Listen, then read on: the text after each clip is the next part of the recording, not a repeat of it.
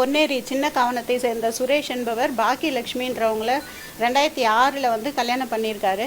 அவங்களுக்கு கல்யாணம் ஆகிட்டு 2 பெண் குழந்தைங்க இருக்காங்க. இவர் வந்து எதிரி வந்து எந்த வேலைக்கும் போகாமல் குடிச்சிட்டு ஊர் சுற்றிட்டு வர்றது தான் அவரோட வேலை. இவர் வந்து குடிக்கிறதுக்கும் வந்துட்டு அவங்க மனைவி கிட்ட தான் பணம் கேட்டு அவங்க மனைவி மூலமாக தான் குடிச்சிட்டு இருந்தார். இதே மாதிரி வந்துட்டு 17/12/2012 அப்போ குடிக்கிறதுக்கு பணம் கேட்குறாரு.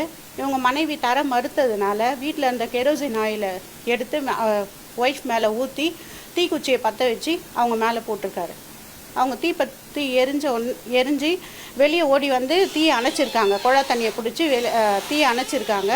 ஆரம்பத்தில் வந்து பொன்னேரி ஜிஹெச்சுக்கு போயிட்டு அவங்க ஃபஸ்ட் எய்ட் எடுத்திருக்காங்க. அதுக்கப்புறமா கேஎம்சி ஹாஸ்பிட்டலுக்கு போயிட்டு ஃபர்தராக ட்ரீட்மெண்ட் எடுக்கிறாங்க. 21ஆம் தேதி வந்து 21/12/2012 அதில் வந்து சிகிச்சை பலனளிக்காமல் வந்து இறந்து போகிறாங்க சார். கேஸ் வந்து 302 498A கொடுமைப்படுத்தினதுக்காகவும் மிரட்டினதுக்காகவும் கொடுங்காயம் விளைவிச்ச காரணத்துக்காகவும் வந்துட்டு அவர் மேலே கேஸ் ரெஜிஸ்டர் பண்ணுறாங்க ஆரம்பத்தில். அப்புறம் அவங்க ஒய்ஃப் கொடுத்த டையிங் டிக்ளரேஷனை வச்சு கேஸ் வந்து கொலை குற்றமாக வந்துட்டு ஆல்டர் பண்ணுறாங்க. இது வந்து 2015 விசாரணையிலேருந்து வந்து இன்றைக்கி வந்துட்டு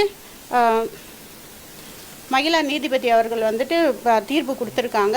அதில் வந்துட்டு இப்போ மனைவியை கொடுமைப்படுத்தினதுக்கு 3 வருஷம் தண்டனையும் 500 ரூபா ஃபைனும், மனைவியை வந்து கொலை பண்ணதுக்கு ஆயுள் தண்டனையும் 5000 ரூபா ஃபைனுமே கொடுத்துருக்காங்க. இதில் வந்து மனைவி டையிங் டிக்ளரேஷனில் வந்துட்டு தெளிவாக அவங்களோட அவங்க ஹஸ்பண்ட் தான் வந்து தான் மேலே கெரோசின் ஊற்றி கொளுத்துனதா ஸ்டேட்மெண்ட் கொடுத்ததுனால அதை வச்சு கன்விக்ஷன் கொடுத்துருக்காங்க.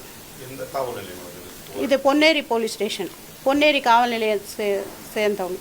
பிளே ஸ்டோர் மற்றும் ஆப் ஸ்டோரில் இருந்து பாலிமர் செயலியை QR கோடு மூலம் பதிவிறக்கம் செய்யுங்கள். செய்திகளை உடனுக்குடன் பெறுங்கள்.